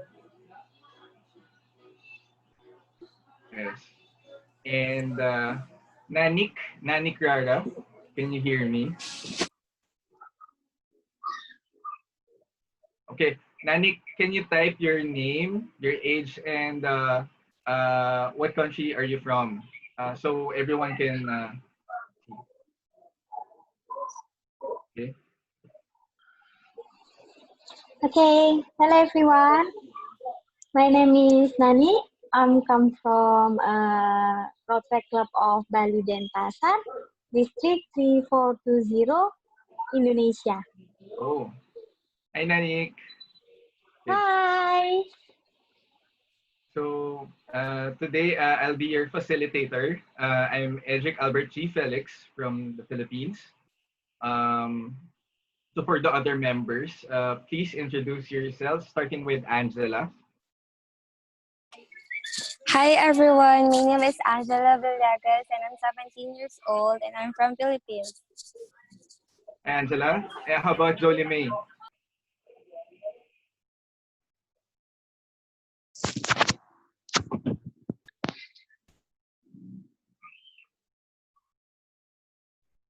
Hello. Good afternoon, everyone. I am Joyly May Dumogo, 21 years old from Philippines. Hi Jolie May, and how about Shan? Try lang, kahit medyo mahina signal, no problem. If possible. Hello. Hello. Hi. Good afternoon. Sanday Hamawan po, 25, Philippines. All right. So, wala talaga. Supposedly, we're gonna have an icebreaker, but I think that would suffice, no? So we have Angela, Jolie May, Danik, and Shan in this breakout room too. So starting off for today, the first question is during now, actually, the COVID-19 pandemic has hit hard in many different ways, no? So in this extraordinary time, it's all right to feel um, really different, feel frustrated, feel anger, and the feeling of change, no? So for the first question, um, what are the things that made what really stressed you out? So for me, to start the conversation, uh, during this pandemic, I had the habit or I had the routine to go to uh, coffee shops to study because I'm a graduate, a medical school graduate, currently preparing for the board examination. And it really frustrated me that I cannot do my usual routines. And yeah, from there, I had really hard. I really had a hard time sleeping because I can't really do my usual things. So anybody who wants to start sharing? Na- Nanik, do you wanna? Okay. Yeah. For me, it's the bad things in this pandemic because I need to cancel all the flight. I started traveling on March, on April, and also on June. So I must cancel for all. And also before the pandemic, so have a busy day, Uh-huh. not stay at home, but no all the day just laying on the bed because everything just do at home. So Yeah. what did you feel about you had to stay in your home, in your place, the whole time? Sorry, what? Did it make you feel sad? Did it make you sad or mad? It's just sad. It's not really mad because every single, I think it's not really Indonesia, but all whole country. Uh, Yeah, so just mad about this situation. I just sad about this situation. all right. Hope everything will be Okay. done soon. Thank you, Nanik. So can I just follow up? How come do you travel a lot? What do you do traveling? Is it for work or studying? It's no just for traveling because I have a day off from the office, so you can Yeah. get travel. I like the traveling. Yeah. Yeah, so sad. Thank, thank you, Nanik. How about who's next?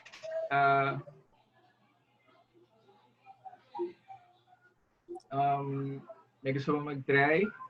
Um, Angela? Hello po. During this pandemic, the thing that stresses me out or make my life a little bit kind of sad, in a way that pandemic really affect all of the people and kill thousands of people in here. During our time that we already have online classes, and it's really difficult to do some things that through online because some of my friends are not not here in the Philippines, go to their province, and some of my friends I found out that they're backstabbing me through social media, and I think that's kind of sad. And I think this pandemic is also a blessing in disguise and also a chaos. Uh, That's how, all. how come it is a blessing in disguise for you? I think it's blessing in disguise because some of the people get stress and from the work and stress from toxic people and get abandoned from their family and get time with them and spend the rest of their day with eating with each other.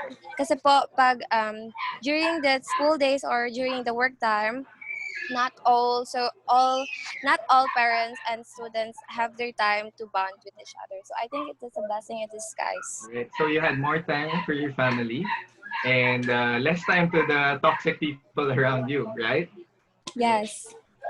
Okay, Jolie May, care to share? Yes, hello. Good afternoon. Good Hi. afternoon, everyone. Since during this pandemic, I am working as a social worker at Sunshine Rehab here in Zamboanga City. As of now, we are very much stressed because we were not able to do the family therapy, which we cannot mediate our clients with their families. Yeah. We cannot let our clients express their feelings towards their families, their problems that they encountered when they're with them. Yeah. They were not able. We were not able to do um, we were not able to communicate their family as in person. We cannot Uh-huh. talk to them. We were not able to express our side as a Yeah. staff, as social workers. But as of now, we were able to do what is this? We were able to do the family encounter program, which I am the one who is calling their family, updating them All right. what are the progress, what are the different problems that we encountered with our clients, and what are their feelings. We were able to deliver, yes, and express. We were able to mediate, but not totally through family therapy. That's why it is very hard today. It's very much stressful because our clients, they feel like um nalalayo na nga sila sa family nila, mas Uh, nahirapan pa silang mag-express mas yeah. nahirapan pa sila yung mismo magsabi sa mga nararamdaman nila habang nandito sila sa rehab namin. All Yun lang right. po, sir. So there is more ano no parang barriers no Yes. created because of the pandemic. Yes, But sir. I really commend your way of reaching out further, no? Of you still manage to work it out around the barriers. Yes. And follow-up question now, Jolene, how about your activity, your personal activity during the pandemic? What stressed you out? Um, ano, hindi na nakakapunta sa town. Hindi nakakagala.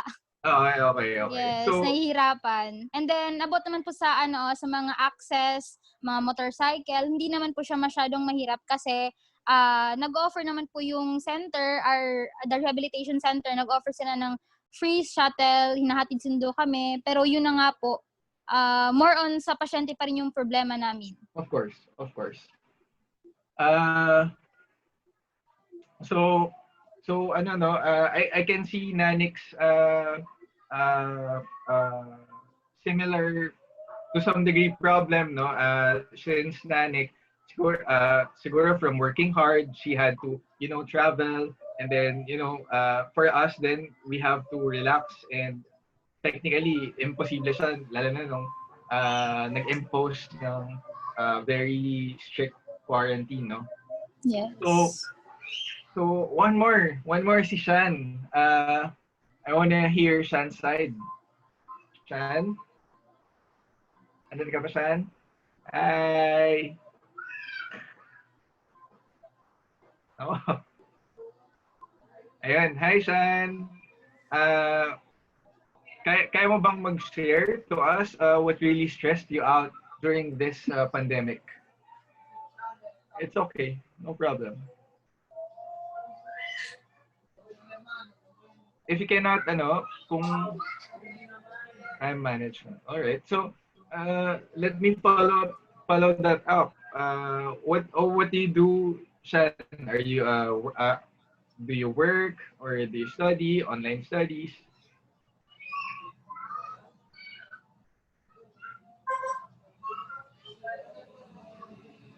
Okay. Okay. Very good. So, dun sa time management, the problem is how can you balance your work and study? Is that correct?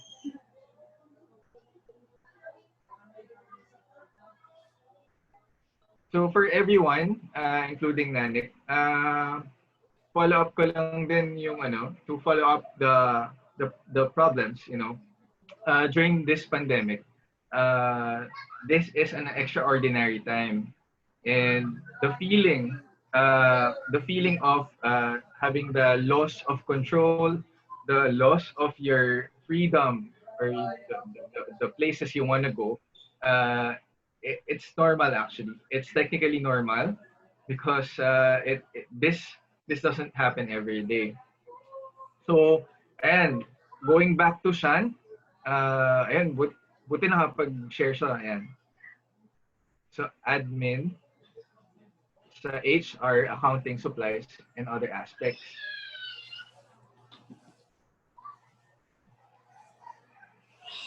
Yeah, okay.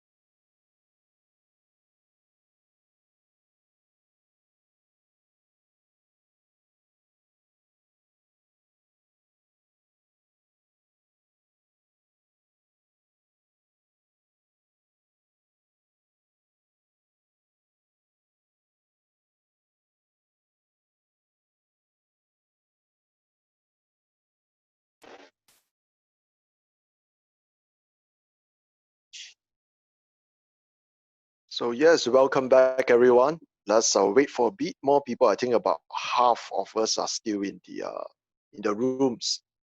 So let's wait for them to come back. And your facilitators, they are trying to summarize what all of you have been sharing just now, like a quick 1-2 sentence summary. So yeah, let's give them some time. So it's good to know that some of you are Rotaractors, some of you are non-Rotaractors. But that is what ASEAN is all about, right? So we are definitely in the effort of bringing together more young people like all of you. If you are not from Rotaract, if you are from some other organizations, I think I'm seeing a couple of you over here as well, other youth organizations. So yeah, most welcome. Let's talk, right? Drop us a DM. You know, we can work something out together. And during this pandemic, I think everyone is online. And the good thing out of this, instead of just talking about what is so stressful about the COVID-19, the good thing about COVID-19 is I'm sure most of you have not met so many friends, you know, across the world until now, you know. That's the great thing about COVID. Can you tell more information about Road Track 1 ASEAN? Is there a survey after this? Well, for Harriet, yes, there is a survey after this. I think the survey is like a really quick questionnaire, and especially for some of you who love to get a certificate of participation, because you have been joining us, right? You have been participating. So make sure you fill up the survey after the workshop.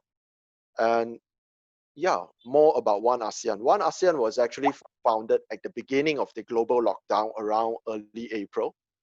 So One ASEAN is founded during that time, Roy. And we have a couple of programs that are actually running. One of it is actually definitely on mental health. We call it YANA. YANA stands for You Are Not Alone.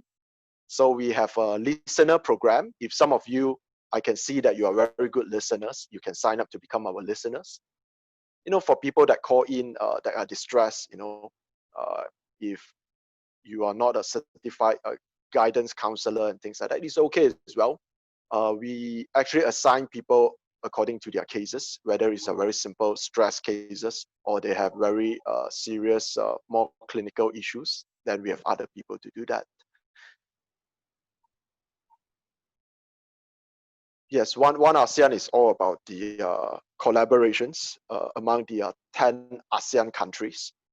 So we already have clubs from 7 countries so far, 7 countries that are with us. So we are also working on our first online conference with ASEAN, the one that I told you that is going to come in about 2 weeks. Right. So in that event, we finally able to get all 10 ASEAN countries. I think we already have about 400, is it 400 or 450 signups so far. If you are keen, then do get in touch with me. I will try to send you the registration link. Yeah, so you can come and check us out as well. Nicole is sharing. Ano daw hashtag ilalagay sa DP? Tsaka okay na daw ba to sa'yo? Yana, your it's good. mic is on. Yeah. Yeah, share your social media link in the chat room.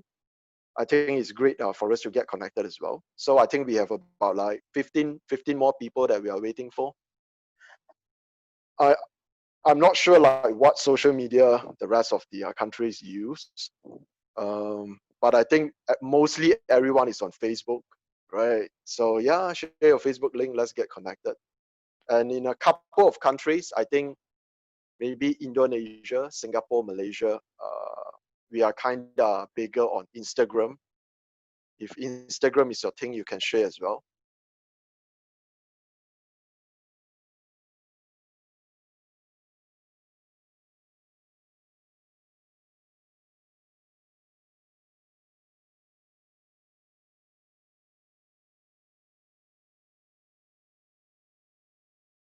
Angela, thank you so much for these learning, more sessions. Renashe, thank you so much for this. Definitely more to come, more to come. So the first one is about stress, right? We are still thinking, there are a few more workshops to come. You can also comment below if there are any specific topic that you want to hear about.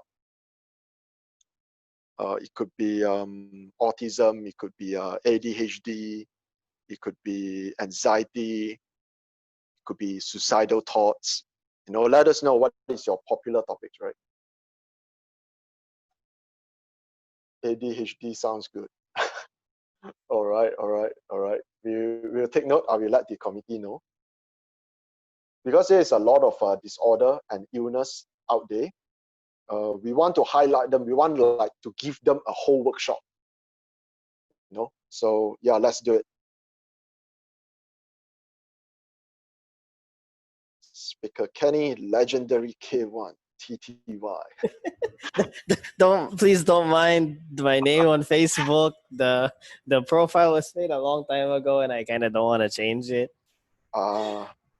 You're on Instagram too? Okay, that's cool.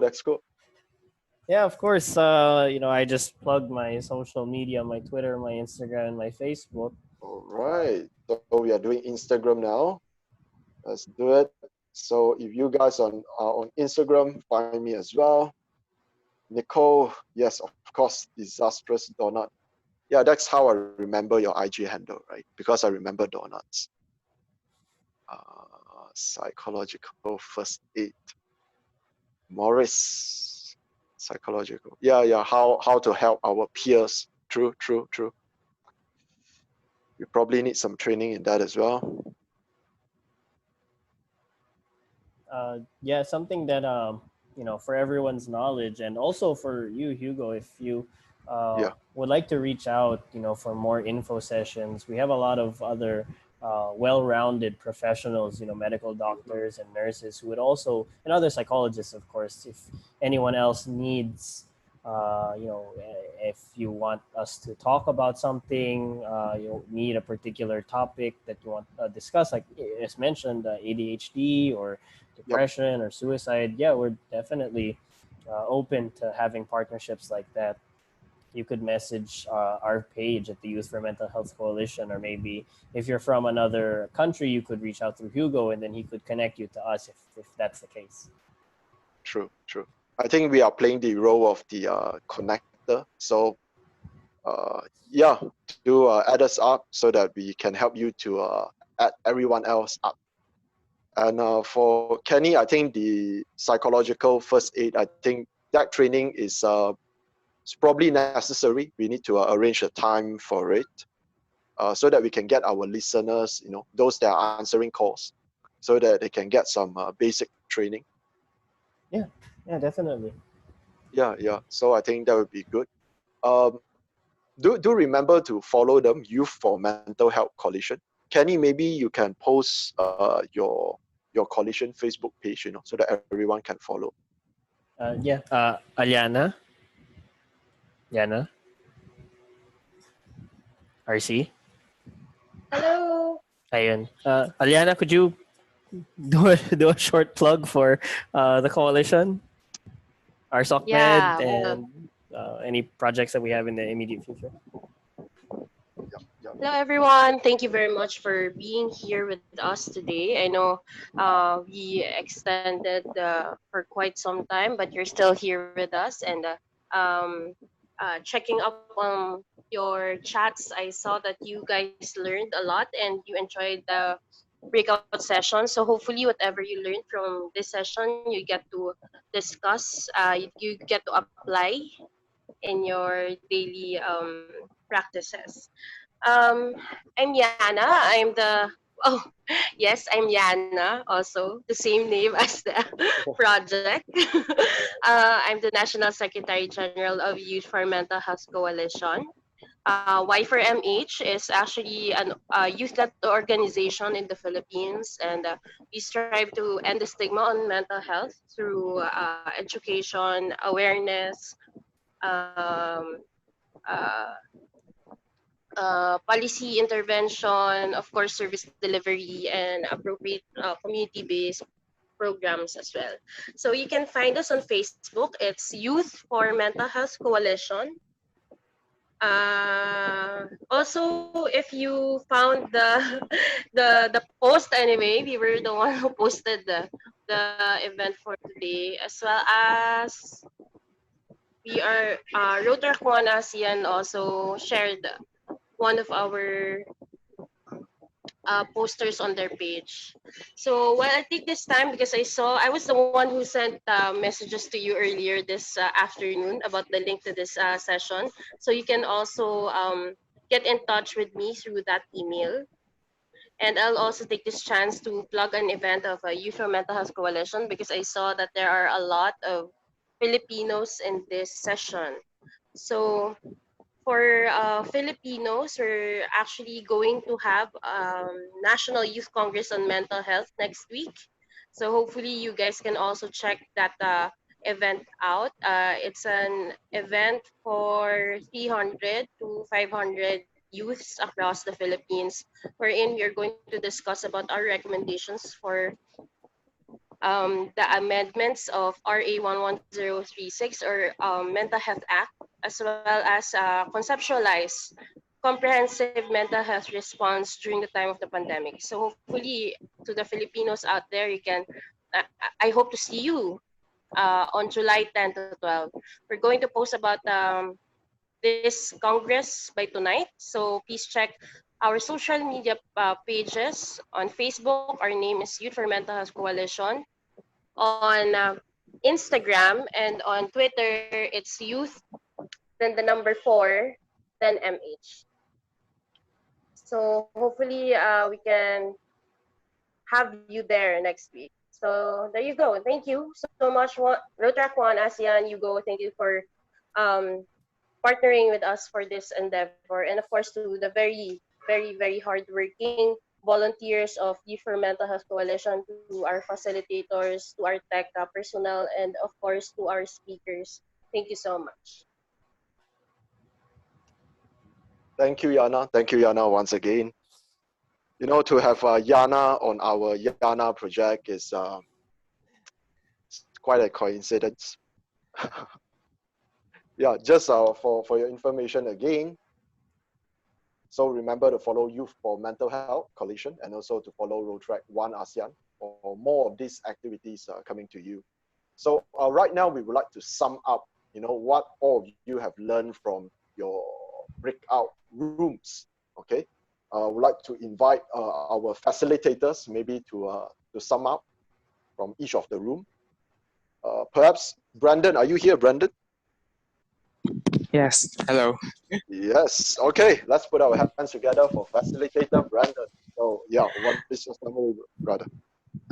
Okay, so in our session, even if we are separated geographically, since we are from different countries, there are quite similarities in our experiences about stressful experiences. So mostly it's about isolation and the breaking down of routines, since we are, especially those who are studying in schools, since they're subjected now to at home.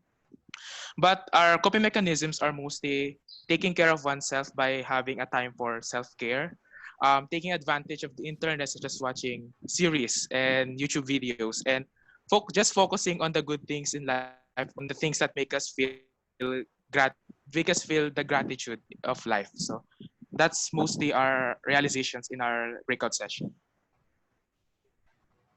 All right. Thank you, Brandon. Thank you for your sharing. Well done, well done. Okay, let's go to the next one. How about our facilitator, Nicole? I'm just going to follow this one by one. Nicole, are you here? Yes, hello. Yes. So, What is yeah, your summary? so to sum it all up, most of the participants mentioned that they feel isolated and lonely without social interactions because of the quarantine. And also, everything in their lives has to be put on hold. So, everything that they usually do in a routine has to be paused. And for the positive practices, I think that most of us have similar positive practices, which is actually catching up with our favorite dramas and listening to our favorite songs just to keep us feeling motivated. That's all from me. All right. Thank you, Nicole. And let's get this going. Juster, facilitator, Juster. Hello, I'm Joster. Yes. So, Yep. like, in our room, like the majority, the problem or the stressful event that they've experienced is actually the feeling of being alone. And it is important for us to establish better ways on how we can communicate with others. And like what I've said to our group, that it's important that in this pandemic we reassess ourselves and we maximize self-care, and that hopefully we can adapt to what we are going through, and of course make sure that and we learn to ourselves that we all have our timing and we all have our own pacing, so let's not pressure ourselves. Awesome, Juster. All right. How about facilitator, Adi? Adi, are you here? Hello. Hello. Yes. And For what's your the summary?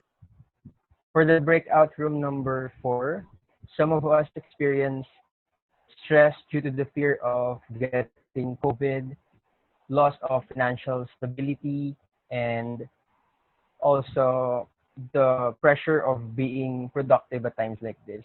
But most of us mentioned that we should value optimism and also have a chance to explore different hobbies.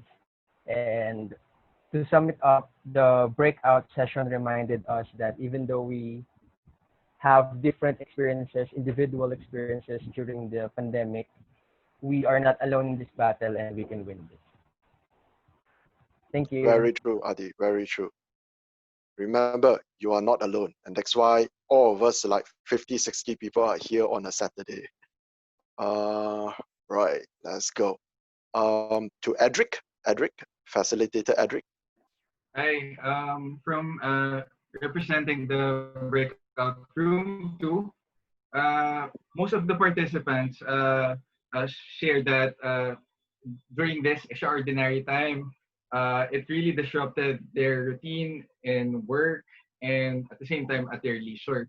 But the brighter side of things, they also shared how they really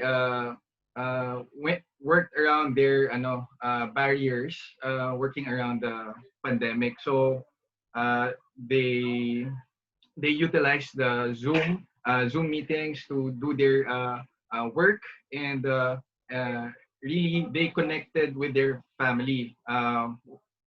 So they showed that social support, relaxation, and healthy uh, routines really help them cope through these trying times, such as bonding with the family, doing some yoga, relaxation, and taking a warm shower really help them cope. Shout out, breakout room 2. All right. Thank you, Edric. I think it's very true if you have rituals and routines that can make you stress. That means you can equally employ rituals and routines that make you not stress, to make you empower. So I think we have one more Fassi. Fassi, RV. RV, are you here? Yes, hello. Good afternoon, everyone. Hello. Yes, so shout out to the lovely human beings that I facilitated today, Nasim, Uyen, Tin, and Mao. Thank you very much for making that session wonderful. What they shared with me is that they are having a hard time coping with isolation as well. Being on the lockdown, it limited their movement. They were not able to see their friends. They were having troubles with learning, most especially the students, and it really stressed them out because it's a situation that is not is something that is new to them. So but eventually, they shared with us their best practices.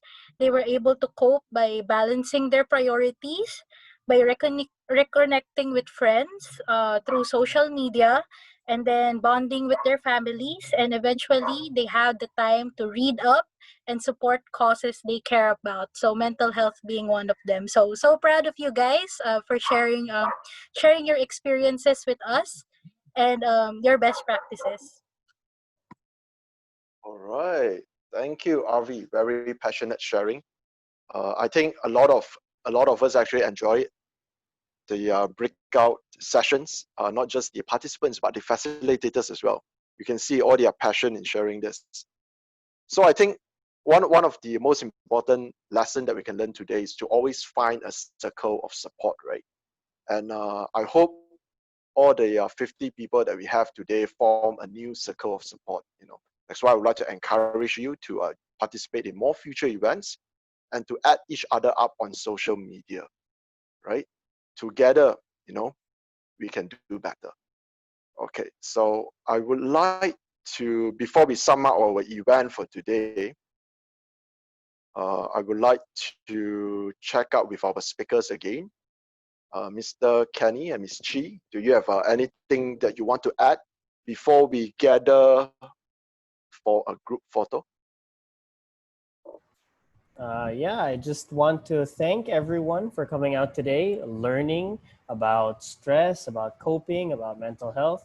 And I'm really excited to, see change happen in the world through different initiatives that you may have, whether that's, in your own organizations or even in your family. You will be able to make some small changes in your lifestyle. And as a mental health professional, that is already in itself rewarding enough that people are making change in their own lives. So I would just like to thank the organizers. I'd like to thank the Youth for Mental Health Coalition, Rotaract One ASEAN for putting this event together.